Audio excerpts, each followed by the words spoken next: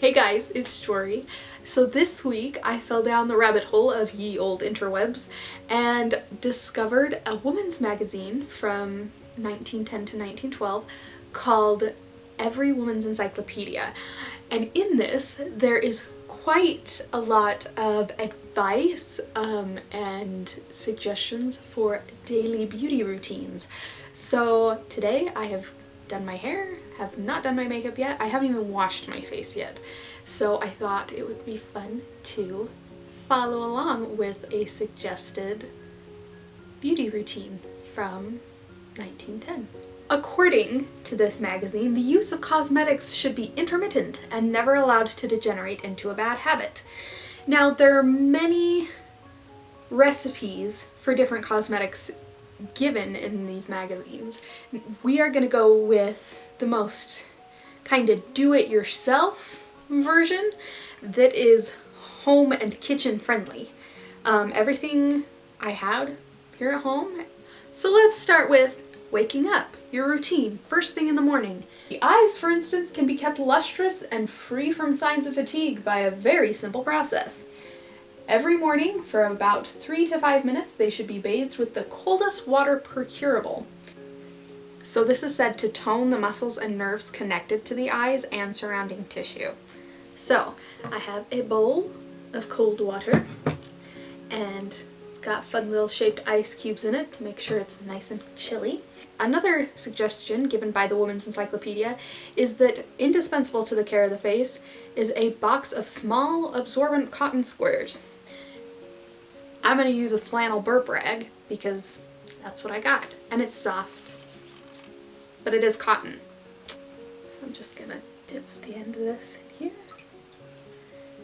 And it says bathe for 3 to 5 minutes. It doesn't give instructions for this, but I imagine the most plausible way of doing this is wetting a rag and just letting it sit on your face. So here we go.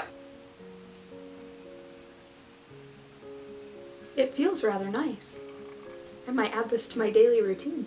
It instructs that the face should be washed but once a day, as most people's skin cannot tolerate more than that. I normally wash my face at night. Didn't wash it last night because I wasn't wearing makeup and I honestly just forgot. So we're gonna wash it this morning. First step in washing your face is to smear with a layer of cold cream. Now, I don't have historically accurate cold cream, but as close as I could tell, it's more of like a lotion cleanser. So I have some cleansing milk that I'm going to use as my cold cream. Just smear that all over my face, and I always do whatever I do to my face to my neck. Wash with hot water. So I got another bowl here that's got hot water. Use the other end of my cotton wash rack here. And it says that if you have hard water, to add some softener or bath crystals, which I didn't do, but that's okay. It also makes me ask, did they have water softeners back then? So once cleaned, you are supposed to bathe the face constantly in the hot water with your rag. And it gives very clear instructions to pat, not rub, as rubbing stretches the skin. Pat. We are going to go back to our cold cream. Stroke in a cold cream, pat around the eyes.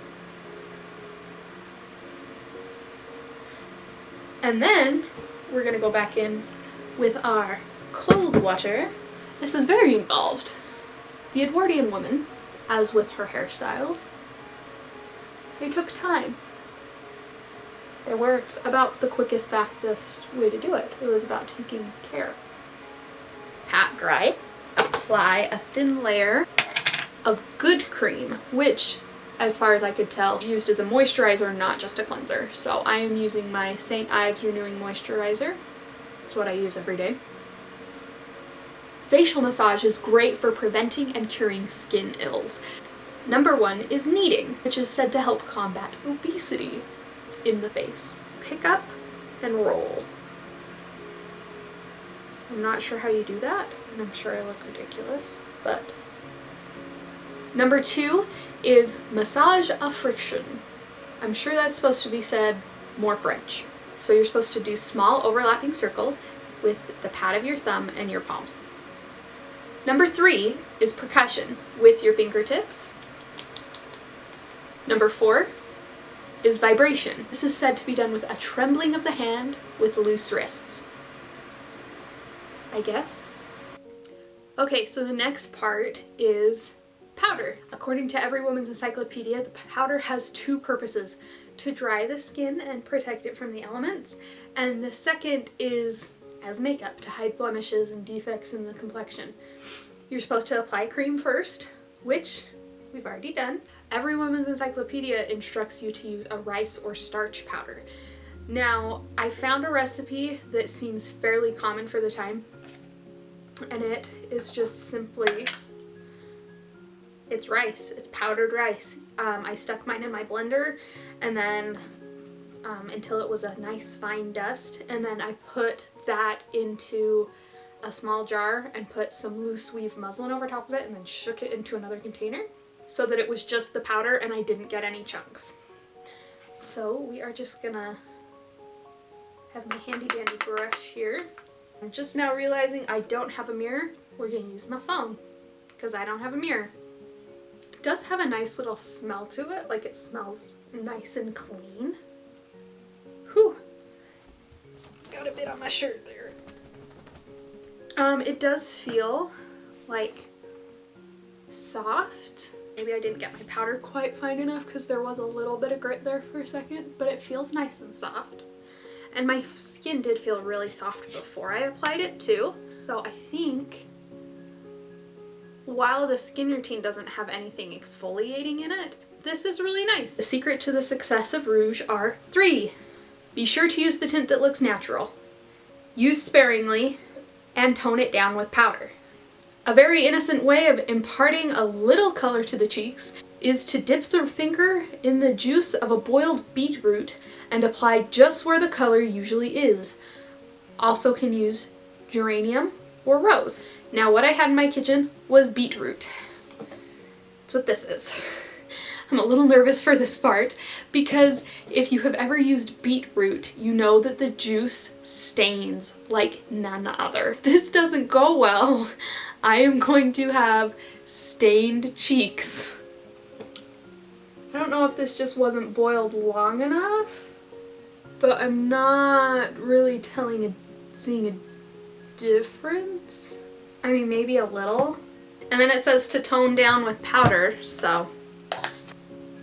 Finally, what we're gonna do is we're going to do lashes and brows. The eyebrows should be well marked, slightly arched, and end in a point. To match the brows, you should also have long, silky lashes that curl at the tip. It also mentions in the book that there's a doctor that recommends cutting the eyelashes starting from a young age, once a month, to encourage the lush growth. However, this also says that that decreases the curl in them. It also recommends applying Vaseline to your lashes and your brows at night in order to encourage maximum growth. For the lashes and brows, it says to take a saucer, put it above a lit candle until black forms, and then use a camel hair brush to apply that to the brows and the lashes.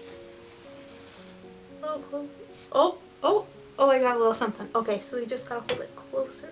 Cool. I'm just gonna use this little makeup brush that I have. Dip it in this.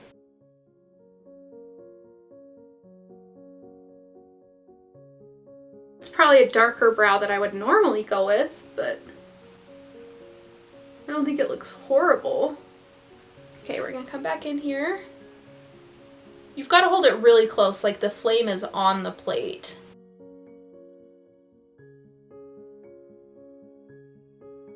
Let's maybe try using my finger.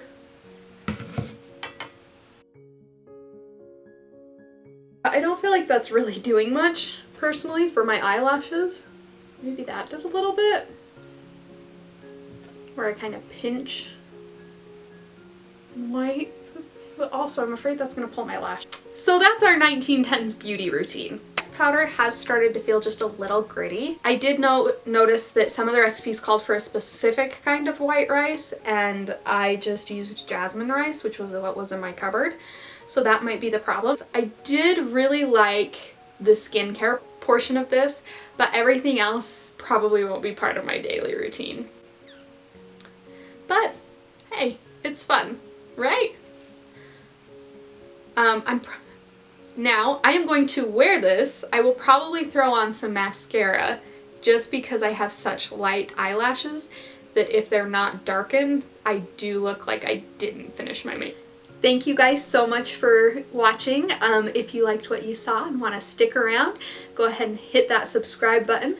I post once a week, and hopefully we'll see you in next week's video. So I don't know if you can tell. I can tell in a mirror, but there is just the faintest flush of pink. So I think the beetroot might have done just a little bit.